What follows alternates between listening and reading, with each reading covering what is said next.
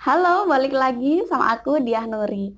Kali ini aku pengen berkisah sama kalian tentang seorang pejuang cinta. Dia rela menghabiskan waktunya selama 22 tahun hanya untuk membelah sebuah gunung. Kisah nyata ini terjadi di negeri Bollywood. Nah, nggak cuma film-filmnya aja yang romantis ya. Ternyata ada kisah inspiratif selain kisah cinta Taj Mahal. Kisah ini tentang Dasrat Manji. Bagaimana kisahnya? Yuk, check this out. Kisah ini terjadi tahun 60-an. Dasrat Manji. Kita panggilnya Manji aja ya. Manji ini adalah seorang petani yang sangat miskin yang tinggal di pelosok desa di negeri Bollywood sana. Yang namanya pedalaman, kita bisa ngebayangin dong gimana situasinya di sana. Mulai dari fasilitas apapun tidak ada, jalan pun masih makadam, listrik tidak ada, sampai angkutan umum pun tidak ada. Desa tempat tinggal Manci ini sebenarnya dekat dengan kota. Namun karena ada gunung itu, jadi kalau untuk ke kota itu satu-satunya akses hanya harus mengelilingi gunung tersebut. Pemerintah setempat pun tidak peduli, dikarenakan penduduk di sana sangat sedikit. India masih mengenal istilah kasta, dan penduduk yang tinggal di desanya Manji, penduduk dengan kasta yang paling rendah. Saking rendahnya kasta ini, bahkan untuk masuk tempat ibadah pun nggak boleh. Nah, bagaimana sih awal kisah cerita si Manji ini sampai dia bisa membelah gunung? Jadi gini, ini adalah persoalan cinta. Cinta yang luar biasa dari Manji untuk seseorang perempuan yang nantinya akan menjadi istrinya. Biar kalian tahu alurnya kayak gimana, aku akan bercerita mulai dari mana si Manji ini bertemu dengan istrinya. Siapa sih perempuan yang bisa membuat Manji jadi segila itu? Dia adalah Pagunia. Cerita cinta si Manji ini udah kayak sinetron-sinetron zaman sekarang nih. Karena dia suka sama istrinya tuh sejak pandangan pertama. Manji ini udah gila. Gimana enggak? Baru pertama kali melihat udah minta bapaknya untuk melamar. Berhubung Manji ini miskin dan nggak punya apa-apa, lamarannya ditolak. Walaupun lamarannya ini ditolak, si Manji tetap nekat membawa si Pagunia kabur. Kawin lari. Manji sangat mencintai istrinya. Dia rela bekerja keras nih dari pagi sampai malam. Nah, suatu saat dia pengen membelikan hadiah untuk istrinya. Hadiah ini bukan emas maupun semoga berlian, tapi bantal. Bantal loh ya, ini bantal. Nggak kebayang kalau anak-anak sekarang diberikan hadiah hanya berupa bantal. Manji merupakan buruh tani yang bekerja di ladang di perbukitan. Seperti layaknya masyarakat kita, kalau suaminya bekerja di ladang, maka istrinya mengantarkan makanan untuk makan siang. Begitupun dengan Pagunia, dia harus mengantarkan makan siang untuk Manji. Nah, pada waktu itu Pagunia sedang mengandung. Dengan perut yang sudah besar, dia tetap harus mengantarkan makanan untuk Manji dan melewati bukit yang sangat terjal. Manji selalu setia menunggu kiriman nasi dari sang istri. Begitupun seterusnya. Nah, pada suatu saat, kiriman ini nggak kunjung datang gitu loh. Jadi membuat Manji itu gelisah, kemana ini nasinya kok nggak datang-datang, ada apa dengan Pagunia? Selang beberapa saat, ada anak kecil nih yang lari tergopoh-gopoh sambil teriak, Manji, istrimu tergelincir di gunung. Si Manji langsung lari ke bukit tersebut dan mencari Pagunia. Ditemukannya Pagunia di situ sudah bersimbah darah karena terpeleset dari gunung.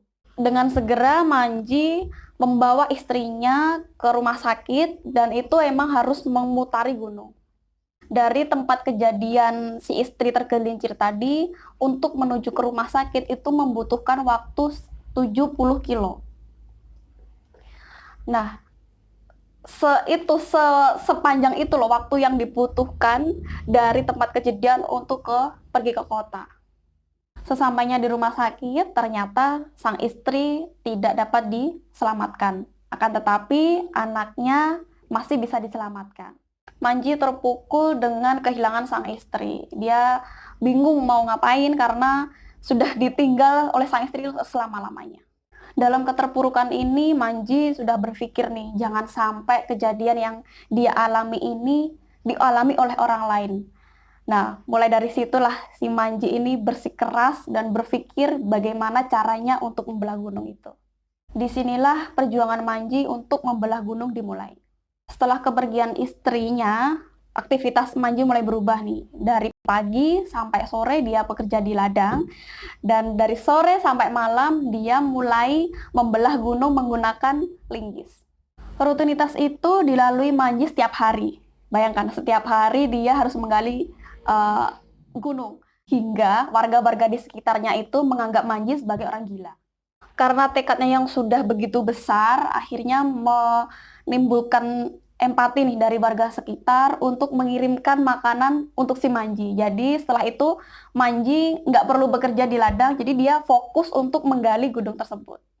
Pernah suatu ketika Manji menggali gunung itu, dia terpatok oleh ular. Ibu jari kakinya itu terpatok oleh ular. Nah, dengan sigap agar racunnya itu nggak menjalar ke seluruh tubuhnya, dia memotong ibu jari kakinya itu dengan linggisnya sendiri. Cobaan Manji nggak sampai di situ aja. Dia juga sempat dimanfaatkan oleh oknum perangkat desa. Ketika Manji sedang menggali gunung itu, difotolah sama perangkat desa tadi dan dikirimkan ke pemerintah pusat. Nah, di situ sebenarnya Manji itu dapat bantuan dana, tetapi justru dana itu digunakan sendiri oleh perangkat desanya itu. Dan yang lebih parah lagi, batu-batu hasil galiannya si Manji itu dijual oleh perangkat desanya dan uang hasil penjualannya diambil juga oleh perangkatnya. Nggak terimalah Manji, ya kan? Akhirnya dia protes ke oknum perangkat desa tersebut, malah nggak diterima, tapi malah justru dimasukkan ke penjara dengan tuduhan dia mengeksploitasi lahan yang bukan miliknya. Gila nggak sih? Beruntungnya ketika itu ada jurnalis yang baik hati yang mampu mengeluarkan Manji dari penjara. Sejak saat itu, si jurnalis baik hati tadi membantu Manji untuk memviralkan kegiatannya Manji untuk menggali gunung tadi. Nah, ternyata warga masyarakat mulai percaya nih, oh ternyata seperti ini perjuangannya Manji untuk menggali gunung. Kejadian ini membuat publik di India, bahkan warga-warga di sekitarnya membantu Manji untuk ikut menggali gunung. Setelah 22 tahun perjuangan Manji menggali gunung untuk mencari jalan akses menuju ke kota, selesai juga. Nah, bayangin nih, untuk mengakses ke kota itu yang awalnya dari 70 kilo, kini hanya butuh waktu 1 kilo aja untuk menuju ke kota. Apa yang sudah dilakukan Manji ini sangat membantu masyarakat sampai sekarang, sehingga Manji dijuluki sebagai The Mountain Man. Bahkan segala sesuatu yang berhubungan dengan Manji dijadikan museum oleh pemerintah setempat nih, sampai pada akhirnya Manji meninggal pada tahun 2007. Sebagai informasi bahwa Manji pernah menyampaikan ini kepada pemerintah, bahwa apa yang dilakukan Manji itu adalah semata-mata karena rasa cintanya kepada sang istri. Semoga kejadian Manji ini dapat menginspirasi kita ya, bahwa apapun yang diperjuangkan dengan sungguh-sungguh akan mendapatkan hasil di kemudian hari. Demikian berkisah kali ini tentang perjuangan seorang Dahsyat Manji, The Mountain Man. Nah, jika kalian suka, jangan lupa like, subscribe, dan nyalakan lonceng notifikasi biar aku tetap semangat ngasih informasi, pengetahuan, dan pengalaman untuk kalian semua. Terima kasih dan bye-bye.